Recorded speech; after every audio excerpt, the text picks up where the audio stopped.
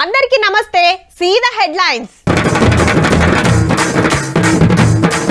Lagacharla notification వాపస్, రైతుల మాటే సర్కార్కు ఫైనల్.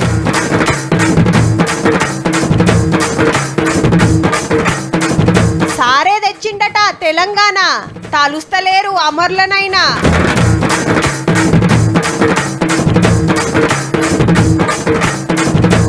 కారు కలువరిస్తుంది జమిలి ఎన్నిక, కేసీఆరే సీఎం అయితాడట పక్క.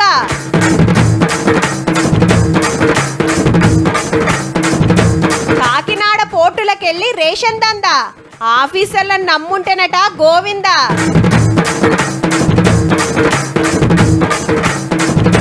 కొలువులకు కొత్త కానిస్టేబుల్లు, మస్తు మురుస్తుండ్రు కన్నోళ్ళు. గవర్నమెంట్లు ఒక్క పారి ఫిక్స్ అయితే ఎవ్వరు మాటిని అబ్బా. పబ్లిక్ ను కేర్ చేయి, రైతులను అసలే పట్టించుకోవు. ఫ్యాక్టరీ పెట్టాలంటే వెట్టుడే, ప్రాజెక్టు కట్టాలంటే గట్టుడే.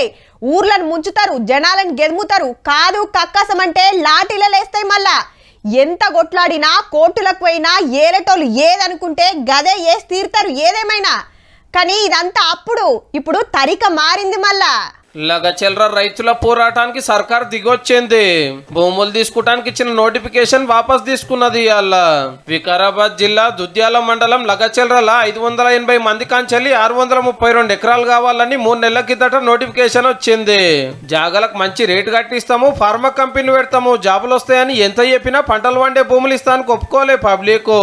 మొన్న ఊరవతల ప్రజాభిప్రాయ సేకరణ పెడితే బీఆర్ఎస్ కార్యకర్త కలెక్టర్ సార్ను ఊళ్ళకు దోలుకొస్తే మలరబడ్డారు. కాలరం మీద రాళ్ళేసిరు, ఆఫీసర్లను పోలీసులను కొట్టిండ్రు. అటాక్ చేసిన వాళ్ళని ఆ రాత్రి అరెస్ట్ చేస్తే ఇంకా కూడా జైల్లోనే ఉన్నారు. దాడికి పిలానేసినని పాత ఎమ్మెల్యే పట్నం నరేందర్ రెడ్డి సార్ను పట్టుకపోయి చెల్లపల్లి జైల్లో పెట్టిండ్రు. అయినా మనోళ్ళు అస్సలు తగ్గలే. గల్లీకెళ్లి ఢిల్లీ దాకా ఎస్సీ ఎస్టీ కమిషన్ ను మానవ హక్కుల కమిషన్ ను కలుసుతోటి ముచ్చట పెద్దగా అయ్యింది. అటు రైతులు ఇటు అన్ని పార్టీలు డిమాండ్ చేసే వరకు సరేనని నోటిఫికేషన్ వాపస్ తీసుకురన్నట్టు. అయితే మందుల కంపెనీలు వద్దు, ఏరే కంపెనీలు పెడతానికి అక్కడ వాళ్ళు ఓకే అంటున్నారని ప్రచారం అవుతుంది. ఇప్పటికైతే గింతే. నిర్మల్ జిల్లా దిలావర్ ఇథనాల్ ఫ్యాక్టరీ వద్దని 5 పబ్లిక్ 2 రోజులు రోడ్ల మీదకి వస్తే ఎమ్మటే పనులు ఆపేసిర్రు. మొత్తానికి మొత్తం రద్దు చేసే ఆలోచన చేస్తున్నారు. కానీ అప్పట్లో పలానా ప్రాజెక్ట్ కడుతున్నాము, పలానా కంపెనీ పెడుతున్నాం అంటే వద్దని ఎవరు ఎంత ఓట్లన్నా జిజ్జు మీద భూములు తీసుకున్నారు. ఈ సర్కార్ ఏమో లగచర్ల అయినా దిలావర్ అయినా పబ్లిక్ ఏది చెప్తే గదే ఫైనల్ అంటోంది.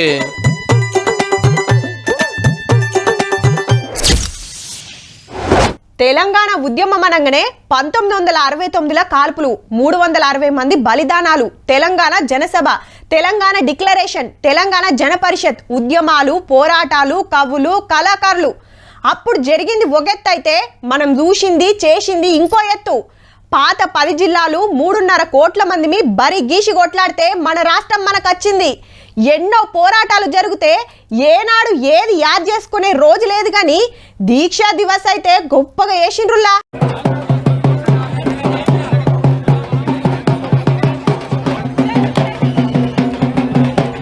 అమరులను దల్చుడు, తెలంగాణ తల్లిని గొల్చుడు, సార్ ఫోటోలకు పాలాభిషేకాలు చేసుడు, జేజేలు వల్కుడు, నిమ్స్ దవాఖాన్ల పండ్లు పొలాలు వంచుడు, గిట్లా నడిచింది బీఆర్ఎస్ లీడర్ల దీక్షా దివాసు. తెలంగాణ కథలో కూడా ఉన్న ఒక్క కథానాయకుడు, కలిసొచ్చే కాలానికి నడిసొచ్చే కొడుకు, 2001లో ఈ గులాబీ జెండాతో తెలంగాణ తల్లికి జన్మనిచ్చిన తనయుడు కేసీఆర్ గారి రూపంలో 2009 నవంబర్ 29న తెలంగాణ కోసం కేసీఆర్ సార్ దీక్షకు బయలుదేరితే కరీంనగర్ దగ్గర రాగబట్టి ఖమ్మం దవాఖానకు దొరకపోయారు పోలీసులు. మా సార్ను అట్లెట్లా అరెస్ట్ చేస్తారని సిద్దిపేటలో హరీష్ రావు సార్ పెట్రోల్ బాటలు పట్టుకుంటే హైదరాబాద్ లో అగ్గిని ముద్దాడి మలిదశ పోరాటంలో తొలి అమరుడైండు శ్రీకాంతాచారి తమ్ముడు ఎల్బీ నగర్ చౌరస్తాలో పెట్రోల్ పోసుకొని పాపం. కానీ ఖమ్మం దవాఖానలో పండ్ల రసం దాగుడుతోటి ఉస్మానియా యూనివర్సిటీ ఉద్యమంలోకి దుంగితే కాకతీయ యూనివర్సిటీ కథన రంగంలోకి దిగింది. విద్యార్థుల పోరాటంతో దీక్షలనే ఉన్నని సాటింపేసుకుంటే ఆడికెళ్లి హైదరాబాద్ నిమ్స్ దవాఖానకు తీసుకొచ్చిండ్రు. మా రాష్ట్రం మాకు కావాలని తెలంగాణ అంతా ఒక్కటై కొట్లాడే వరకు డిసెంబర్ 9 నాడు సరే అని సెంట్రల్ గవర్నమెంట్ ప్రకటనతోటి సార్ దీక్ష వచ్చింది. నిరాహార దీక్ష వినియోగం చేస్తే ఆ గాడిని విద్యార్థులు ఉస్మానియా విద్యార్థులు ఎత్తుకున్నారు. మళ్ళీ కానీ సీమాంధ్ర లీడర్ల రాజీనామాలతోటి సెంటర్ వాళ్ళు వెనుక పట్టు పడితే ఉద్యమం ఇంకింత జోరయ్యింది. వేణుగోపాల్ రెడ్డి, ఇషాన్ రెడ్డి, సిరిపురం యాదయ్య, కానిస్టేబుల్ కిష్టయ్య, స్వర్ణ, సునీలు ఇట్లా ఒక్క ఒకలా ఇద్దరా 1200 మంది పానాలిస్తే మిలియన్ మార్చ్ సాగరహారం సకల జన్ల సమ్మె వంట వార్పు రైలు రోకో అసెంబ్లీ ముట్టడి ధూమ్ధాములు అరెస్టుల కదరక జైళ్లకు బెదరక జంగులేపిరు జేఏసీ జెండా కింద పార్లమెంట్ లో బిల్లు పెట్టినాడు పెప్పర్ స్ప్రేలు కత్తుల వీరంగాలు కాంగ్రెస్ ఎంపీల పోరాటం బీజేపీ హిమ్మతోటి మన రాష్ట్రం మనకయ్యింది బిల్లు కోటేసి అసలు టయానికి కేసీఆర్ సార్ సభల్నే లేడు ప్రాణ త్యాగానికి సిద్ధపడి రాష్ట్రాన్ని సాధించిన మహానాయకుడు తెలంగాణలో కేసీఆర్ గారు మాత్రమే. కేసీఆర్ చచ్చుడో తెలంగాణ వచ్చుడో అని నినాదం ఇచ్చింది. కేసీఆర్ లేకపోతే తెలంగాణ రాష్ట్రం లేదు. మేము తెలంగాణ ఎంపీలుగా తెలంగాణ సాధనలో ఏ పాత్ర పోషించినామో తెలంగాణ ఇవ్వాలనే దృఢ సంకల్పంతో ఒకవేళ సోనియా గాంధీ గారు లేకుండా ఉంటే తెలంగాణ రాష్ట్రం ఏర్పడేదా? 1200 మంది పైచిలకు అమరవీరుల యొక్క త్యాగాలను మర్చిపోయి తెలంగాణ ఉద్యమ స్ఫూర్తిని మర్చిపోయినరు. కేవలం సంపాదన ప్రజల్ని దోచుకోవడమే లక్ష్యంగా పరిపాలన కొనసాగడం వలన ఇలా బీఆర్ఎస్ కు నూకలు చెల్లిన పరిస్థితి. ఏ ముచ్చట ఎట్లున్నా అటెంక ఏమైనా దీక్షా దివాస్ యాద్ చేసుకోవాల్సిన పోరాటమే. కానీ మన పార్టీ పవర్లున్న 10 ఏళ్లలో ఎన్నడింత ఘనం చేయలే. మరి 2 ఎలక్షన్లలో కారు పల్టీ కొట్టే వరకు మళ్ళా తెలంగాణ సెంటిమెంట్ పుట్టిస్తున్నారో ఏమో. మరి ఇయ్యాలనన్న కేసీఆర్ సార్ దర్శన భాగ్యం కలుగుతుందేమోనని కార్యకర్తలంతా ఏటింగ్ వేస్తే సార్ ఏడున్నాడో ఎవ్వలకు తెలియలే.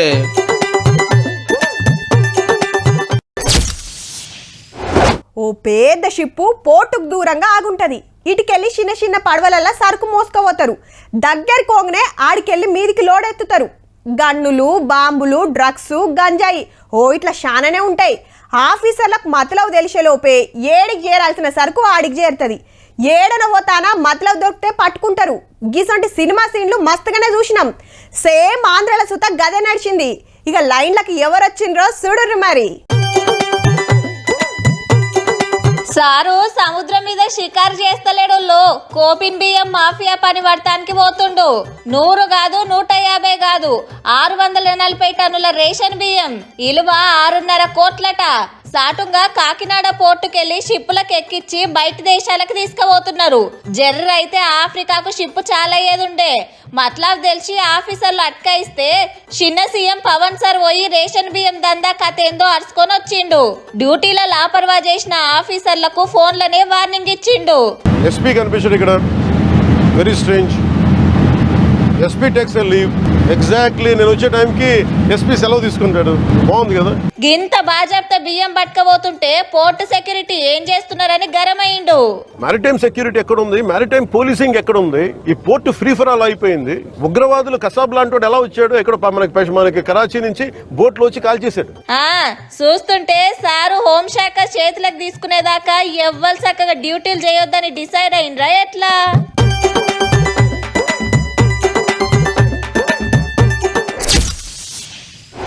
ఇంకో ఆరమైతే తెలంగాణలో కాంగ్రెస్ సర్కార్ వచ్చి ఏడాది మాటిచ్చినట్టే 6 గ్యారెంటీలు అమలు చేస్తున్నాం. పబ్లిక్ తిప్పలు తీరుస్తున్నాం. మా ఏలువడి సూపర్ అని ఇల్లు అంత జూటా ముచ్చట్లు. జనం అరిగోస పడతాన్రు. ఇచ్చిన మాటలు నిలుపుకోలేదు అని ప్రతిపక్షాలు. ఎప్పుడు ఎలక్షన్లు పెట్టినా మా పార్టీ పవర్లోకి వస్తుందని అందరు చెప్పే మాటే. కానీ ఓటర్ల ఏలుకు ఇంకురుద్దే రోజు రావాలంటే 4 ఏళ్ళు ఆగాల్సిందే. అయితే తొందరనే జమిలీ ఎన్నికలు వస్తున్నాయి. మళ్ళా కేసీఆర్ ముఖ్యమంత్రి అవుతున్నాడని కూడా ఈ సందర్భంగా మీకు తెలియజేస్తున్నా. ఇన్నారులో చెప్పున్నే జమిలీ ఎలక్షన్లు వస్తాయట. అంటే పార్లమెంట్ కు అసెంబ్లీకి ఒకటే పారి ఓట్లు. గన్ల అంబాసిడర్ కారు గెలుస్తుందట. కేసీఆర్ సార్ మళ్ళా సీఎం అవుతాడట. కేసీఆర్ గారిని ఈ రోజు ప్రజలు పోగొట్టుకున్నామని ఏడుస్తున్నారు. ఎవరెంత ఏడుస్తున్నారో ఎంకషీర్ గాని దేశంలో జమిలీ ఎలక్షన్లు వస్తాయని ఎట్లా చెప్తున్నారు సారు? 2 ఓట్లు ఒకటే పారి ఎట్లా పెడతారు? మేము ఒప్పుకోమంటే ఒప్పుకోమన్నారు కదా సారు మొన్నటిదాకా. ఇవాళ ఒక్క ఎలక్షన్ అంటారు, రేపు ఒకటే పార్టీ అంటారు. అంతా బీజేపీ కుట్ర అని ఇన్ని రోజులు మాట్లాడినే ఉత్తేనా? బీజేపీ గ్రూప్ మెయిన్ పార్టీ ఉన్న సీఎం చంద్రన్న కూడా ఇంకో 3 ఏళ్ళు అయితే జమిలీ ఎన్నికలు గ్యారంటీ వస్తాయి అన్నాడు మొన్న. మహారాష్ట్రలో కమలం జోరు పెరిగే వరకు సెంటర్ వాళ్ళు కూడా చెప్పునే ఎలక్షన్ల మీద ఆలోచన చేస్తున్నారని ఢిల్లీలో అవుతున్న ప్రచారము. గిసొంటి టైంలో ఎర్రబెల్లి సార్ కూడా గదే అనుడితోటి జమిలికి బీఆర్ఎస్ కూడా జై కొట్టినట్టే అనిపిస్తుంది.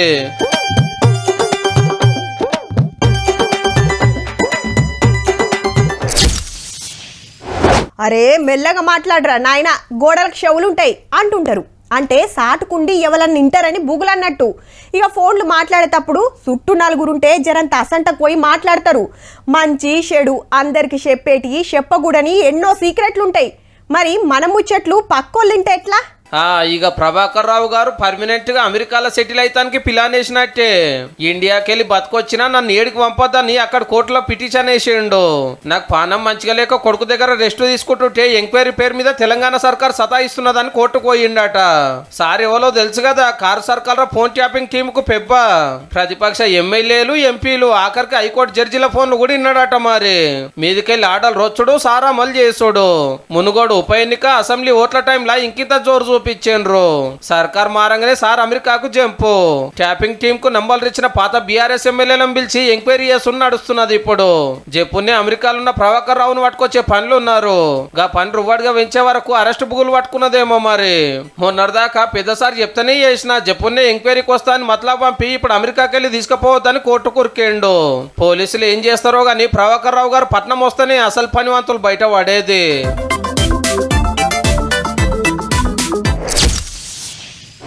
పదో తరగతిలా నిరుడు మా పెద్దోడు 10కి 10 పాయింట్లతోని ఏ గ్రేడ్లో పాస్ అయ్యిండు. మరి ఇక మా చిన్నోడు ఏం చేస్తాడు? మా పెద్దోడు 8 పాయింట్లు తెచ్చుకున్నాడు కానీ మా చిన్నోడు ఈ తాపకు 10కి 10 కొట్టేటట్టే ఉన్నాడు. ఇగో గిట్లా మాట్లాడుకుంటారు అమ్మ నాయనలు. మా స్కూల్లో అందరికందరూ 10 పాయింట్లతోని ఏ గ్రేడ్లోనే పాస్ అయినరు. జిల్లాలోనే గింతగనం రిజల్ట్ వచ్చిన ఒకే ఒక్క స్కూల్ మాది అని ఈ స్కూల్లో యాడ్లు. ఇన్నొద్దులు ఇట్లనే ఉండే కానీ ఈ కంచెలు అట్లుండది. 10వ తరగతి పరీక్షల తరీక మారిందుల్లా 100కి 100 మార్కులకు రాయాల్సిందే. హౌ మునుపు బోర్డు పరీక్షలు 80 మార్కులకే ఉంటుండే. 20 మార్కులు అంతకు ముందు రాసిన యూనిట్ టెస్టులను బట్టి వేస్తుండరి. కానీ ఇప్పుడు గవి కలపరట. అంటే మళ్ళా వెనకటి పద్ధతిలో రాయబోతురన్నట్టు. కొన్ని ప్రైవేట్ స్కూళ్ళల్లో క్వశ్చన్లు రాసినా రాయకుండా ఇంటర్నల్ మార్కులు ఎక్కువ కలుపుతున్నారట ర్యాంకుల కోసం. సర్కారీ స్కూల్లో గట్ల నడవది కాబట్టి వీళ్లకు నష్టం కావద్దని పురాగా 100 మార్కులకు పెట్టాలని నిర్ణయం చేసిండ్రు. అందులో వచ్చిన మార్కులను బట్టే గ్రేడ్లు ఇస్తారు. అట్లనే 4 పేజీల ఆన్సర్ షీట్లు కాకుండా 24 పేజీలతోని పెద్ద బుక్లెట్ ఇస్తారట. రాసినోళ్లకు రాసినంత. 4 పేజీలు ఇస్తే అవిటిని ముడేస్తానికి తక్లివైతది. ఒక్కొక్క పారి ఆన్సర్ షీట్లు మర్చిపోతురట. గా తిప్పలు తప్పిస్తానికి గీ ఇకమత్ అన్నట్టు. మంచిగానే ఉన్నది గాని ఇంకో 4 నెలలైతే పరీక్షలున్నాయాల్లా ఇప్పుడు రూల్ మారిస్తే ఎట్లా అని కొందరు టీచర్లు అంటున్న మాట. మునుపు లెక్క 20 మార్కులు కలుస్తాయని పోరలు ఆశలు పెట్టుకోకుండా 100 మార్కులకు రాస్తానికి తయారుండుర్రిగా. ఇక పరీక్ష ఫీజు కడతానికి వచ్చే నెల 5 దాకా టైం పెంచిండ్రు. 500 రూపాయల లేట్ ఫీజు తోటి డిసెంబర్ 30 వరకు కట్టొచ్చు. ఎగ్జామ్స్ దగ్గర పడుతున్నాయి కాబట్టి టీవీలు ఫోన్లు బంద్ పెట్టి మంచిగా చదువుర్రి. మరి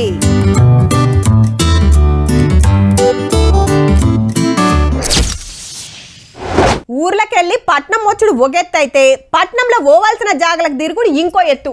ట్రాఫిక్ చిన్నగా ఉంటుందా? మరి ఎల్బీ నగర్లో దిగినామంటే ఆడికెళ్ళి 2-3 బస్సులు మారి కూకట్పల్లికో బోరబండకో పోవాలంటే సాల్ అయ్యేది. కానీ గది వచ్చిన కాంచి మస్తు అలకగైందబ్బా. రప్పున పోతున్నారు, జప్పున తీసుకొస్తున్నారు. దినాంగా రూట్లలో తిరిగేటోళ్లకు మస్తు ఫాయిదా. సిగ్నల్ల తిప్పలు లేవు, ట్రాఫిక్ బాధలు లేవు, రయ్యిన ఉరుకుడే. పట్నంలో మెట్రో రైలు కూతబెట్టబట్టి 7 ఏండ్లు. రోజుకి ఎట్లా లేదన్నా 5 లక్షల మంది ప్రయాణం చేస్తే 7 ఏండ్లలో 63 కోట్ల మంది మెట్రో ఎక్కిండ్రట. మియాపూర్కెళ్ళి ఎల్బీ నగర్, నాగోల్కెళ్ళి రాయదుర్గు, ఎంజీబీఎస్కెళ్ళి పరేడ్ గ్రౌండ్ 3 రూట్లలో రైళ్లు తిప్పుతుంటే మస్తు మందికి ఫాయిదా అవుతుంది. పొద్దుగాల పొద్దుముక జిబజిబా ఉంటాయి మరి స్టేషన్లు. ఆఫీసులకు పోతోళ్ళకు ట్రాఫిక్ తిప్పలు లేకుండా అల్కటి ప్రయాణం. ఎక్కి కూర్చున్నాం అంటే హైదరాబాద్ అందాలు చూసుకుంటా ఫోన్లలో ముచ్చట పెట్టుకుంటా ఆరాంగా తిరగొచ్చు. సీట్ దొరకకుంటే నిలబడ్డా యాస్ట్ అనిపించేది. కళ్ళు మూసి తెరిసే లోపట్నే దిగాల్సిన స్టేషన్లు వస్తుంటాయి. ఇక హైదరాబాద్ లో ఆనబడ్డదంటే బండి పక్కకు పెట్టి మెట్రో ఎక్కాల్సిందే. ఎండాకాలంలో రికార్డుల మీద రికార్డులు కొట్టింది. ఎండకాకకు బండ్లు ఎక్కి తిప్పలబడేందుకని చల్లటి ఏసీ రైల్లో ప్రయాణం చేసిండ్రు చాలా మంది. ఇప్పుడు హైదరాబాద్ లో 88 లక్షల బండ్లు రోడ్ల మీద తిరుగుతుంటే ట్రాఫిక్ తోటి సిద్ధం తిప్పలైతుంది. మరి అటు బండ్ల పొగ, ఇటు ఆరన్ల మోత. బైకులు కార్లు పెరిగినాయి కానీ రోడ్డు గంతే ఉంది కదా. సిగ్నల్ కు సుక్కలే. గా కష్టం కొంత తప్పియాలని ఇంకో 5 రూట్లలో పట్టాలు వరిసే పని ముంగటేసుకున్నారు. పాత బస్తీకి కూడా మెట్రో దౌడు తీయబోతుంది. మొత్తం 74 కిలోమీటర్లు, 54 స్టేషన్లు. కిలోమీటర్ కు 318 కోట్లు ఖర్చు పెట్టబోతున్నారు. జనవరికెళ్లే పనులు చాలుగా పోతున్నాయి. ఒడిపిస్తానికి 4 ఏళ్లు పట్టొచ్చునట. రేపు హైదరాబాద్ లో ఇంకెన్ని బండ్లు పెరుగుతాయో గాని అప్పటోరకు ఎట్లనో ఒకట్లా చదువుకోండి మరి.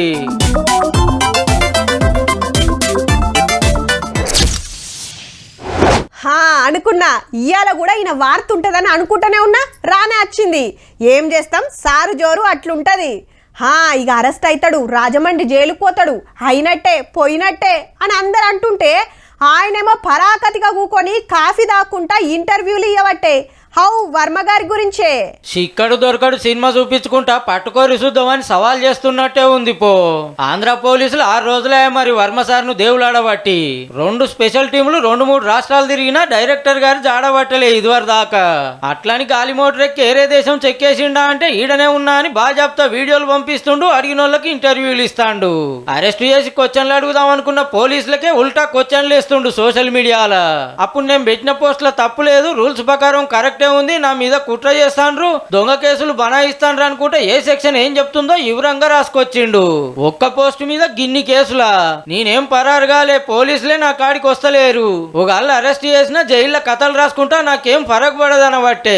కేసులు పెట్టే ఆస్పెక్ట్ అనేది సీరియస్ గా తీసుకుంటే 100 కోట్ల ఇండియన్ జనాభాలో నాకు తెలిసి 50 lakhs మీద కేసులు పెట్టారు. ఇంత బాజాప్తా మాట్లాడుతుండు, రాస్తుండు, ఇంటర్వ్యూలు ఇస్తుండు. కానీ ఏడున్నాడో పోలీసులకు ఎందుకు దొరుకుతలేడో? లేకుంటే కేసు పెట్టినా కోర్టులు ఉత్తకతే అవుతుందని వెనక పట్టుకు ఇట్లా పట్టొచ్చురా.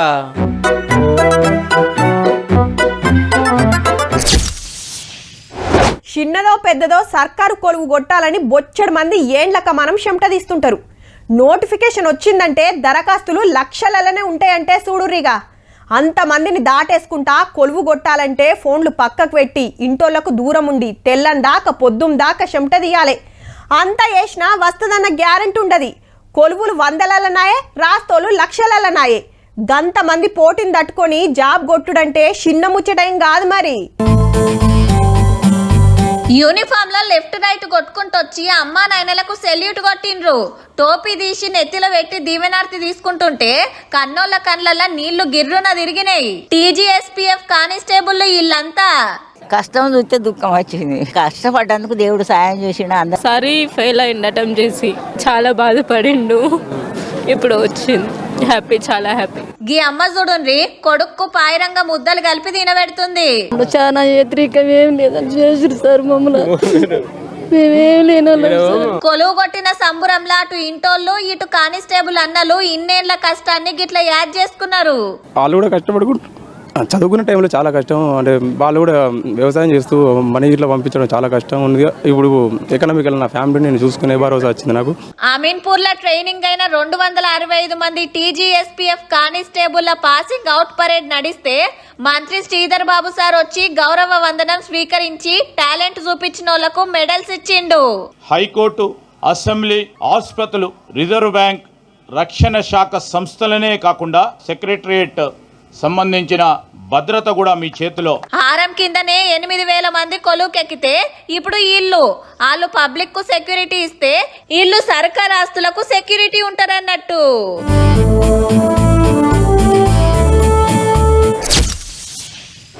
పైసలు ఎవ్వరికి ఊకేనే రావు, చెమట తీయాలే. రోజులు నెలలు కాదు, ఏండ్లకేండ్లు అయినా మిగులుడేముండది, ఆడికాడికే అవుతుంటాయి. ఓ ఇల్లు కట్టుకోవాలి, ఇంతంత భూమి జాగ కొనాలని కలలు గంటారు. కానీ కొందరే సంపాదించిన దాంట్లో కొంత ఎనికేసుకుంటారు. కానీ ఇంకా కొందరు అట్లా కాదు, అల్లకటి తొవ్వలు దేవులాడుతుంటారు. ఎట్లయితే పబ్లిక్ను బోర్లేయచ్చు, ఎవరి పేరు చెప్తే పని అవుతుంది అని బగ్గా ఆలోచన చేస్తారు. వీళ్ళు పక్క గాబాపతే ఇంతకు ఏం చేసిండ్రంటే, ఇటు రియల్ పోలీసులు అటు డమ్మీ గన్నులు ఉత్తుత్తి యూనిఫామ్. పట్నంలా గీ బట్టల వ్యాపారికి దమ్కి ఇచ్చి పైకం గుంజబోతే గాషారం మంచిగా లేక దొరికిండు డాక్టర్ గా పోయిన డమ్మీ పోలీసు. హైదరాబాద్ హయత్ నగర్ ఏరియాలో డాక్టర్ చదువు నడుమిట్లు ఇడిచిపెట్టి రియల్ ఎస్టేట్ దందా చేసిండట. హ్యాండ్ల కూడా కలిసి రాక అల్కగా పైకం కమాయించాలని గీ కథ నడిపిండు. ప్లాట్స్ చూపిస్తాము, మీరు ఇక్కడికి రావాలి అని చెప్పేసి 21st రోజు మెట్రో సిటీ వెంచర్కి ఆ అమ్మాయి ద్వారా అతన్ని ఒక హనీ ట్రాప్ లాగా చెప్పిన ఏరియాకు రాగానే అట్కాయించి రియల్ పోలీస్ లెక్క కార్లు అటు ఇటు తిప్పిండు. 3 కోట్లు ఇవ్వకుంటే ఆడోళ్లను సతాయిస్తున్నామని కేసు పెడతామని దమ్కి ఇచ్చిండట. హాటీడ్ చేసి 20 లక్షలకు బేరం కుదిరింది. అయితే నన్ను ఇచ్చిపెడితే అక్కడ నన్ను ఇచ్చిపెడితే అక్కడ పోయి ఏమున్నది తెలుసుకొని తీసుకొని ఇస్తాను ఒక వారం రోజులు తీసుకొచ్చి హీగేముంది కాక ఉరికొచ్చి స్టేషన్ల కేసు పెడితే ఉత్తుత్తి పోలీసును ఉత్తగానే అరెస్ట్ చేసిండ్రు. పైసల కోసం యాక్టింగ్ చేసినందుకు వీళ్ళ మీద కేసు అయింది. డమ్మీ పిస్తల్ పోలీస్ డ్రెస్సులు ఆన్లైన్ లో కొన్నారట. ఏ సినిమాలో చూసి ఫాలో అయిండో గాని dummy police operation utter flop అయింది పో. చూసిండ్రు కదా, ఇక ఇవుళ్ళ ఇయాల్టి తీన్మార్ ముచ్చట్లు ఉంటామల్లా. నమస్తే.